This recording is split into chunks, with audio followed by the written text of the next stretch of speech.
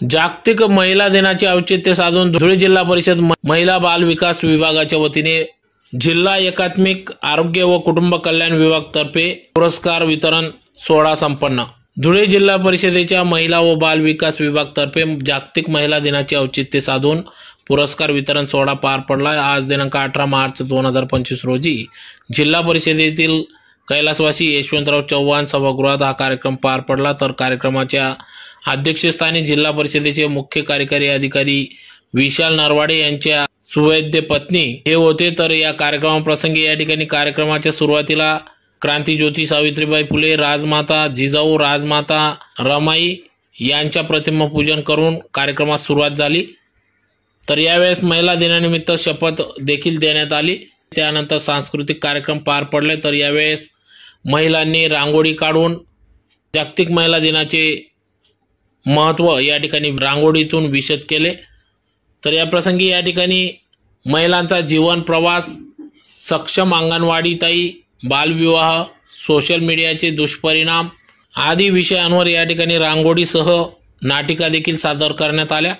तर यावेळेस आदर्श अंगणवाडी सेविका, पर्यवेक्षिका, मदतनीस, आशा स्वयंसेविका, महिला अधिकारी कर्मचारी यांना मान्यवरांच्या हस्ते या ठिकाणी पुरस्कार देऊन गौरवण्यात आले, त्यांना प्रोत्साहन देण्यात आले। तर या प्रसंगी या ठिकाणी मुख्य कार्यकारी अधिकारी विशाल नरवाडे, सहपत्नी बांधकाम विभाग कार्यकारी अभियंता मुकेश ठाकूर, अतिरिक्त मुख्य कार्यकारी अधिकारी चंद्रकांत पवार, महिला बाल विकास विभाग अधिकारी अजय फडोड, लेखा अधिकारी स्वरांजली पिंगडे, प्राथमिक शिक्षण अधिकारी किरण कुवर, ग्रामीण पाणी पुरवठा अधिकारी अभियंता जयश्री सार्वे, शिक्षण अधिकारी पुष्पावती पाटील, सहाय्यक प्रकल्प संचालक भावना पाटील, जिल्हा कृषी अधिकारी कावेरी राजपूत आदी मान्यवर पदाधिकाऱ्यांच्या उपस्थितीत या कार्यक्रमाचे आयोजन केले। तर यावेळेस मोठ्या संख्येने सर्व महिला अधिकारी कर्मचारी, आशा सेविका मोठ्या संख्येने या ठिकाणी उपस्थित होते।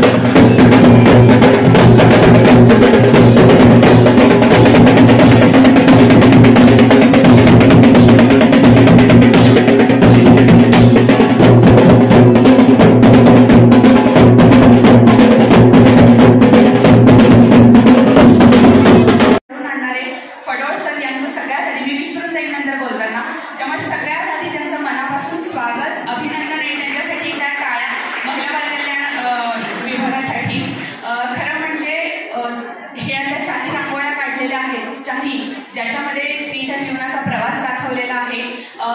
साखरेने तर अतिशय उत्तम संदेश दिला. सोशल मीडियाचा हे कोणाचा होता, शिंखेडा, तर त्यांनी तर अतिशय उत्तम संदेश दिला त्यांच्या रांगोळीमधून, त्यांच्या नाटिकेमधून. तर त्याच्यामुळे हा सतत अतिशय नाविन्यपूर्ण उपक्रम राबवणारा विभाग, जसं फडोळ सरांनी सांगितलं, माझी आई पर्यवेक्षिका आहे आणि हा विभाग मी अगदी माझ्या लहानपणापासून बघत आहे. तर त्याच्यामुळे या सगळ्या जडणघडणीमध्ये तुमचा सगळ्यांचा, सगळ्या अंगणवाडी ताईंचा आणि पर्यवेक्षकांचा आणि सीडीपीओ मंडळींचा या सगळ्या प्रकारामध्ये खूप मोठा वाटा असतो. मुलाचं भावविश्व घडवण्यासाठी, त्याच्यावर चांगले संस्कार करण्यासाठी, आणि नुसते संस्कार नाही, नुसतं मानसिक आरोग्य नाही, तर जर त्यांच्या याच्यामध्ये कुठली शारीरिक कमतरता असेल किंवा आणखी काही त्यांना प्रॉब्लेम्स ते फेस करत असतील, तर त्याचा आरोग्यमयी उपचार करण्यासाठी पण अशा सगळ्या छोट्या, म्हणजे तुमच्या चार्ट्समध्ये लिहिलं असतं बघा की 0 ते 3, 3 ते 6, तर अशा सगळ्या प्रवासामध्ये तुम्ही सुरुवात अंगणवाडी डिपार्टमेंट आणि महिला बालकल्याण डिपार्टमेंट ज्या पद्धतीने करते, त्याच्या अगदी गर्भात असल्यापासून, ती व्यक्ती अगदी गर्भात असल्यापासून त्याच्यावर तुमचे संस्कार होत असतात. याच्याकरता म्हणून तुमचं विशेष अभिनंदन. आणि खऱ्या अर्थाने आजच्या सगळ्या सन्मानाचे, सगळ्या सत्काराचे सगळे पुरस्कारही तुम्ही सगळ्या अंगणवाडी ताई आणि आशा वर्कर आणि मदतनीस ताई आहात. तर त्याच्यामुळे महिला दिनाच्या निमित्ताने हा जो सगळा छान कार्यक्रम घडवून आणलेला आहे, त्याच्यासाठी परत एकदा सगळ्यांचं कौतुक. हा कार्यक्रम एकदम चांगल्या सूत्रसंचालनात गोठणाऱ्या आमच्या वैशाली निकम मॅडम आणि सुजाता बोरसे मॅडम यांचं पण एकदम कौतुक या कार्यक्रमाच्या निमित्ताने. मला आठवतं आहे, माझा जेव्हा MPSCचा इंटरव्ह्यू होता, आता MPSCच्या इंटरव्ह्यूला आपलं नाव नाही सांगत आपण, पण आमच्या बॅचला 2011च्या बॅचला असं होतं की थोडक्यात तुमची ओळख करून द्या, की तुम्ही कुठून आलात, काय आलात, तुमचं नाव सांगा. तर मी सुरुवात केली. माझं नाव आहे स्वरांजली संघमित्रा शंकरराव पिगळे. हा GR यायला 12 वर्ष लागली, पण मी हे MPSCच्या इंटरव्ह्यूमध्ये सगळ्यात आधी सांगितलं होतं माझ्या आईचं नाव. आणि तिथून पुढे माझा संपूर्ण इंटरव्ह्यू फेमिनिझम, स्त्रीचं कर्तृत्व, दातृत्व आणि मातृत्व याच्या प्रत्येक क्षेत्रामध्ये ती ज्या पद्धतीने काम करते आहे, त्या अनुषंगाने हा सगळा इंटरव्ह्यू आणि सगळा म्हणजे माझे विचार त्यावेळेच्या परीक्षकांनी ऐकले होते. आणि मला त्यावेळी महाराष्ट्रात खूप चांगले, म्हणजे 145 मार्क 200 पैकी म्हणजे खूप चांगले हे होते. And that all thanks to की हे सगळं कुठून उसणं किंवा 4 पुस्तकं वाचून आलेलं नव्हतं. हे सगळं लहानपणापासून हे सगळं बघत आलेलो आहोत. महिला बालकल्याण विभागाचं काम जवळून बघत आलेलो होतो. तर त्याच्यामुळे हे सगळं आपोआप आलेलं होतं. ते कुठेतरी माझ्या काय म्हणू आपण त्याला, माझ्या सेल्समध्ये, माझ्या ब्लडमध्ये कुठेतरी ते होतं आणि ते सगळं रिफ्लेक्ट झालं असं मला खूप वेळा वाटतं.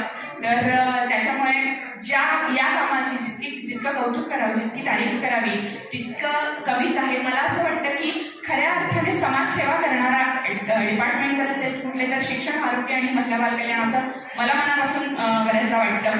आणि सगळ्या अंगणवाडी ताईंच्या चेहऱ्यावर सर आज एक फार मोठं आनंद पण आहे आणि कौतुक पण आहे, कारण ते सगळेजण फक्त सन्मानाने आनंदित नाहीये, त्यांच्या डोळ्यामध्ये हे एक स्वप्न असं आहे की एका अंगणवाडी ताईंचा मुलगा एक IAS होऊ शकतो, इतकी सुंदर ब्युटी विथ ब्रेन वाली सून आपल्याला पण मिळेल, असा एक त्यांच्या सगळ्यांच्या मनामध्ये एक आशा पण आहे, एक स्वप्न पण आहे आणि त्या कर्तृत्ववान मुलगा आपला पण निघेल असं त्यांच्या सगळ्यांच्या मनात. आणि मला असं वाटतं की इथे बसलेल्या प्रत्येक जण हे स्वप्न पाहत असेल तर ते स्वप्नपूर्तीसाठी सुद्धा तुम्हाला खूप साऱ्या शुभेच्छा.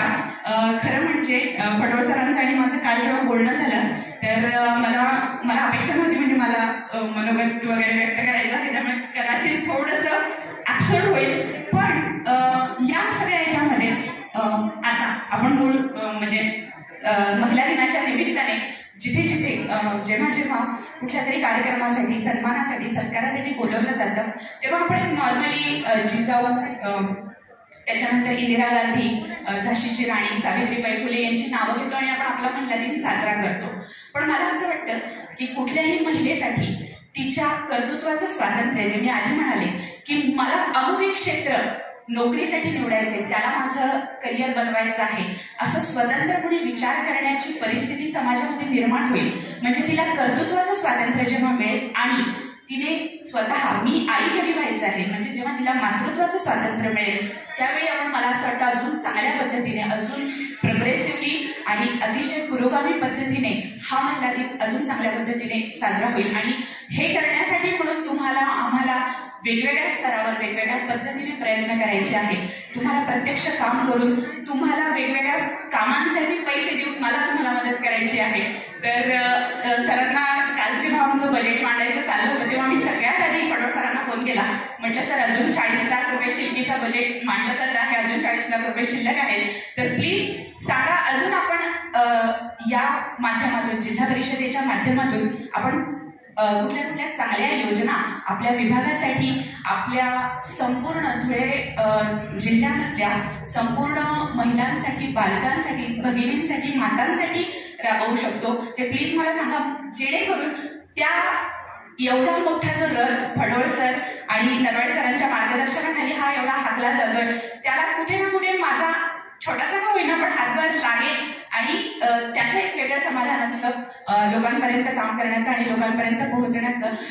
ऍक्च्युली खरं सांगायचं तर गेल्या वर्षभरामध्ये एवढा लोकाभिमुख लोकांमध्ये मिसळणारा आणि इतकं सगळं असून पण या दोघं नवरा बायकोंचं कौतुक याच्याकरता पण आहे बरं का की त्यांचे पाय फार जमिनीवर आहेत. तर असे मिळणारे असे अधिकारी धुळे जिल्ह्याला लाभलेले आहेत आणि त्याच्यासाठी म्हणून पण आम्हाला असं वाटत असतं की जेव्हा जेव्हा सरांशी म्हणजे सीओ सरांशी पण जेव्हा बजेट डिस्कस करत असतो तेव्हा त्यांचा सुद्धा कीन इंटरेस्ट याच्यात असतो की मॅडम आपल्याला काहीतरी आरोग्यासाठी करायचं आहे, महिला बाल कल्याणासाठी करायचं आहे आणि याच्यासाठी म्हणून पण सरांचं वेगळं कौतुक वेगळं आभार अभिनंदन.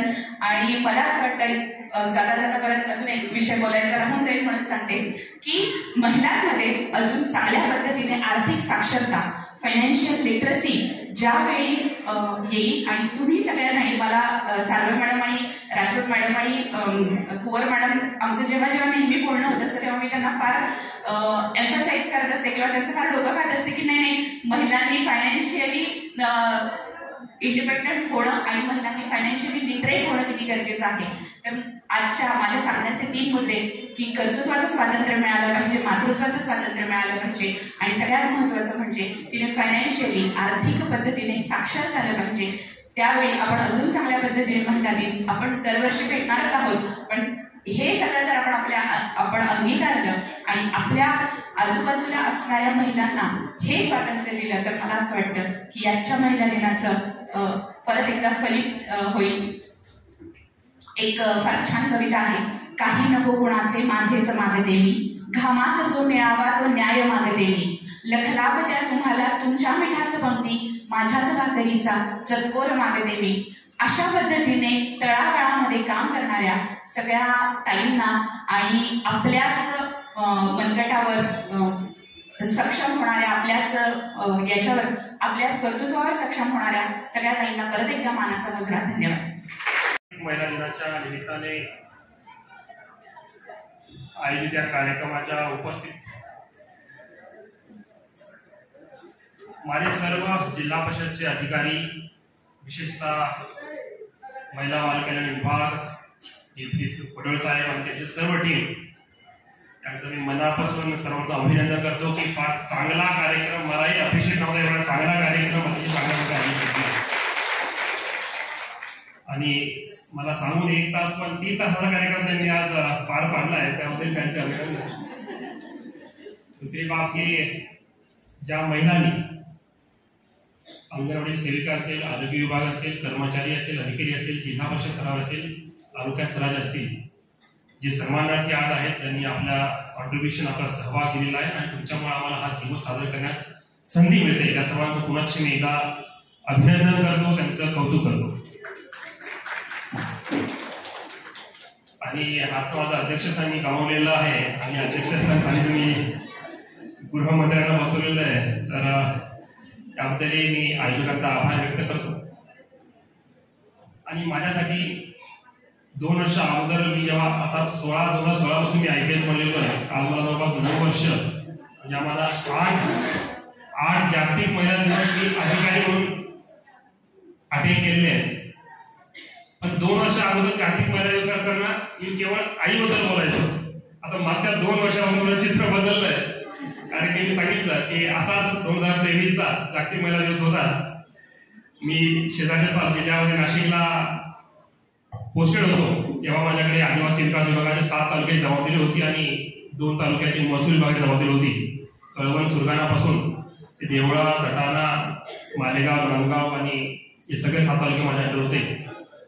आणि असंच 8 मार्चला कार्यक्रम ठेवायचा तर 7-8 तारखेपासून तयारी सुरू होते आणि माझ्या अंडर असलेल्या 7 तालुक्यातल्या सर्व विभागातल्या वेगवेगळ्या क्षेत्रात त्यांनी चांगलं काम, उत्कृष्ट काम केलं. सगळ्या महिलांना आमंत्रण दिलं गेलं होतं. त्याच्यामध्ये 28 फरवरी 2023ला म्हणजे नेमक्याच 8 दिवसा अगोदर यांचा बॅचचा रिझल्ट लागला होता.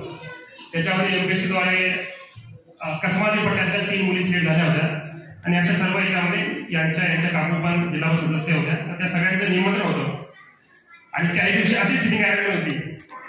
एका बाजूला सगळे पुरुष अधिकारी, एका बाजूला सर्व महिला सन्मानार्थी.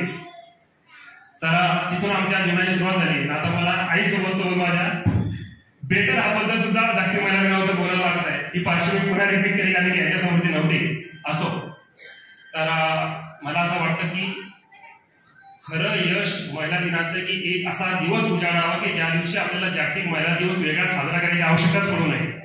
हे खरोखर आपल्या समाजाचं, आपल्या देशाचं यश नाही. मी कधीही कोणत्याही मीटिंगमध्ये हॉलमध्ये दिल्लीपासून ते गावापर्यंत, जिल्ह्यापर्यंत कोणत्याही हॉलमध्ये कोणत्याही मीटिंग बसलो की मला दिसतं की फक्त 2-4च महिला दिसतात बोटावर बोलण्या एवढ्या. त्या मायनॉरिटीमध्ये असतात. आज नेमका उलटा प्रसंग आहे. आम्ही 2-4च आहेत आणि तुम्ही सर्व हॉल भरलेला आहे. आम्हाला आज ती फिलिंग कळते पण आनंददायी भीती आज आम्हाला आहे. त्याबद्दल सगळ्यांचं अभिनंदन करतो की असाच मी सांगायला अतिशय आवडून सांगतो की महाराष्ट्र राज्य हे महिला सक्षमीकरणामध्ये देशामध्ये एक चांगलं आदर्श उदाहरण आहे. कोणतंही क्षेत्र घ्या, त्यामध्ये पहिल्या काही महिलांमध्ये, काही क्षेत्रामध्ये आपल्या महिलांनी त्यांचं नाव सुवर्ण अक्षरांनी लिहिलेलं आहे. आज सुद्धा 2025 मध्ये महाराष्ट्र एकमेव राज्य आहे ज्यामध्ये 3 ऑल इंडिया सर्व्हिस बनले जाते. जसं आम्ही कलेक्टर IAS असतो, IAS, IPS आणि वन विभाग या 3 अखिल भारतीय सेवा आहेत. त्या तीनही अखिल भारतीय सेवाचे राज्याच्या प्रमुख या महिला आहेत. त्यामध्ये IAS अधिकारी आम्ही सगळे राज्याचे, त्यांच्या प्रमुख या श्रीमती सुजाता सौमिक मॅडम आहेत. पूर्ण महाराष्ट्र राज्याचे IPS अधिकारी त्यांच्या प्रमुख IPS अधिकारी आहेत आणि IPS अधिकारी आहेत IPS. तर IPS अधिकाऱ्यांचं नाव आहे श्रीमती रश्मी शुक्ला मॅडम, जे DGP ऑफ महाराष्ट्र आहेत. आणि सर्व वन विभागाचे जेवढे अधिकारी आहेत त्यांच्या राज्याच्या प्रमुख आहेत श्रीमती शोमिता विश्वास, ज्या principal chief conservator of forest आहेत. धुळे जिल्ह्यामध्ये आपल्या धुळे जिल्ह्याच्या ज्या जिल्हा न्यायाधीश आहेत, डिस्ट्रिक्ट जज, त्या प्रिन्सिपल डिस्ट्रिक्ट अँड सेशन जज आदरणीय माधुरी आनंद मॅडम आहेत. आपल्या धुळे जिल्ह्याच्या, धुळे, नंदुरबार, जळगाव जिल्ह्याच्या 3 जिल्ह्याच्या वन विभागाच्या प्रमुख ज्याचं हेडक्वार्टर धुळ्याला आहे त्या श्रीमती नीनू सोमराज IAS मॅडम आहेत. अशी अनेक उदाहरणं आहेत. हा जो गोळी लिहायचा प्रयत्न केलेला आहे छोटीशी कविता की ती आज अंगणवाडी सेविका 2025 मध्ये आणि अंगणवाडी सेविका 1991 मध्ये तुमच्यापैकी काही जणी बघितलं की जसं मी देशाच्या कोणत्याही कार्यक्रमात गेलो की IAS अधिकारी मला जो मानपान मिळतो तेवढाच मानपान देशाच्या प्रत्येक कार्यक्रमात, कारण की ICS हा नॅशनल सेंट्रल गव्हर्नमेंट स्कीम आहे, केंद्रीय सरकारची योजना आहे. देशाने कोणत्याही कार्यक्रमात गेलो आणि तिथे व्हिजिट केली. आणि सध्या मला जे गावाच्या काळात कधी पडलं होतं, मला IAS म्हटल्यानंतर 31 राज्यापैकी 26 राज्यात योगात शासकीय खर्चात आलेला आहे. जेवढा मानपान आणि ओळख मला IAS अधिकारी मिळते तेवढाच मानपान मला तिथे जेव्हा चर्चा करतो तेव्हा अंगणवाडी सेविकेचा मुलगा आहे म्हणून मला तेवढाच मानपान मिळतो. कारण की गावागावात आपले नेटवर्क पसरलेले आहे देशभरात, त्याच्यामुळे सगळीकडे अंगणवाडी सेविका म्हणजे काय सांगावं लागत नाही. असो, 1991च्या त्या 90च्या दशकामध्ये मी राहून ती कविता लिहिली आहे की ना होता कोणता वाडा, ना होती कोणती वाडी, ना होतं अंगण, ना होतं अंगण, ना होती वाडी, होती फक्त अंगणवाडी. ना होता कोणता बळकट वारसा, ना होती लोकांवर कोणतं छत, ना होती 4 चाकी गाडी, होती ती फक्त आणि फक्त अंगणवाडी. ना बघितले होते कधी विमान, ना बघितली होती कधी आगगाडी, यापूर्वी माझे जग होते फक्त शेती आणि बैलगाडी. ना बघितले होते कधी विमान, ना बघितली होती कधी आगगाडी. यापूर्वी माझे जग होते फक्त शेती आणि बैलगाडी. जी बघायला मिळाले प्रशिक्षणाच्या निमित्ताने, जग बघायला मिळाले प्रशिक्षणाच्या निमित्ताने, कारण पाठीमागे होती भरभक्कम अंगणवाडी, भरभक्कम अंगणवाडी. ज्या विभागाने दिली गुलाबी साडी, ज्या विभागाने दिली गुलाबी साडी, जशी ती माझ्या माहेरची साडी. सेविका म्हणून मी एकच ध्येय वेळी, प्रेमाने बनवून खाऊ घालणार मुलांना खिचडी, लावून लाली गोडी. ज्या विभागाने दिली गुलाबी साडी, जशी ती माहेरची साडी. सेविका म्हणून मी एकच ध्येय वेळी, प्रेमाने बनवून खाऊन घालणार मुलांना खिचडी, लावून लाली गोडी. आणि पुढे घेऊन जाणार गोरगरिबांची पुढची पिढी, कारण होती फक्त अंगणवाडी, अंगणवाडी आणि अंगणवाडी. सरांनी सांगितलं की मी आज इथे सीओ साहेबांची गृहमंत्री म्हणून त्यांनी ओळख करून दिली. मी माझ्या माहेरची देखील ओळख करून देते. सर्वात पहिल्यांदा माझं नाव तेजस्विनी जयश्री प्रफुल्ल आहे. मी देवळा येथील आहे कुटुंबातील आहे. आमचं कुटुंब एकत्र कुटुंब पद्धतीमध्ये माझी वाढ झालेली आहे. आजच्या या कार्यक्रमाला आयोजकांनी मला या ठिकाणी बोलवलं, अध्यक्षस्थान दिलं आणि इतकं चांगलं कार्य करणाऱ्या पुरस्कारार्थींचा सन्मान करण्याची संधी मला मिळाली. खरं तर त्यासाठी आपणा सर्वांची मी खूप खूप आभारी आहे.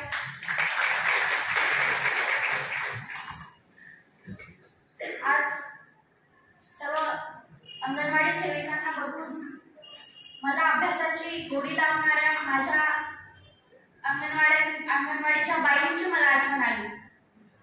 आमच्या देखील घरासमोर अंगणवाडी होती.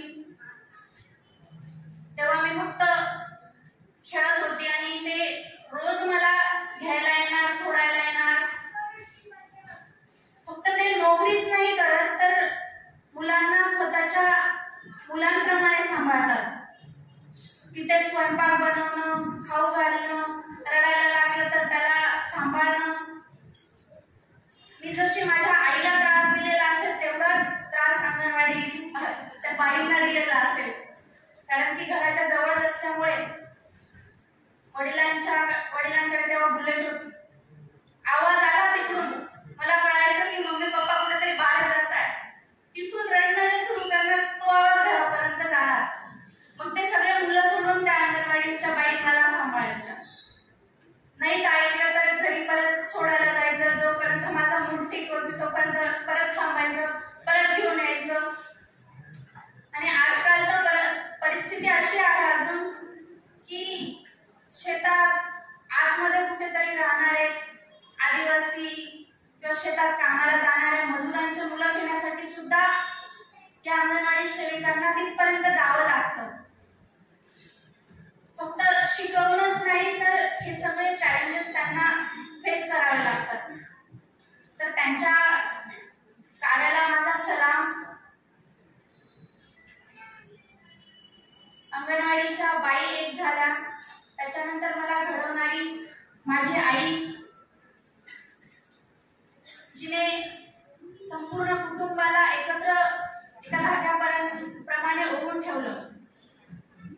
माझी आजी, जिने लहानपणापासून मला सांगितलं की तुझे वडील काय आहेत, तुझा नवरा काय आहे हे महत्वाचं नाही, तू काय आहे हे आमच्यासाठी महत्वाचं आहे.